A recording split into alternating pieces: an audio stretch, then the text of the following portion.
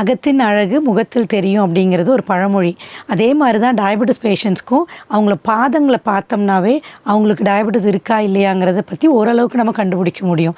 Diabetes குறிப்பாக பாதங்களை எப்படி பாதிக்கும்னா நரம்புகளை பாதிக்கலாம், ரத்த ஓட்டத்தை பாதிக்கலாம், அவங்களோட ப்ரெஷர் பாயிண்ட்ஸை மாற்றிடும்.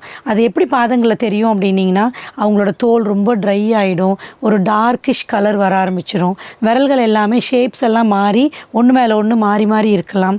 இன்னொன்று குறிப்பாக வந்து புண்ணு வந்தாவே ஆறாமல் ரொம்ப நாள் ஆகிடும். ஸோ இதெல்லாம் இருந்ததுனாவே பாதங்கள் ஏதோ பிரச்சனை இருக்குது, அது சுகர்னால் இருக்கலாம் அப்படிங்கிற ஒரு சந்தேகம் நமக்குள்ளே வந்துடணும். ஸோ இந்த மாதிரி ஏதாவது பிரச்சனை இருந்ததுன்னா கட்டாயமாக ஒரு ஃபுட் ஸ்டடி பண்ணி பார்த்துக்கோங்க.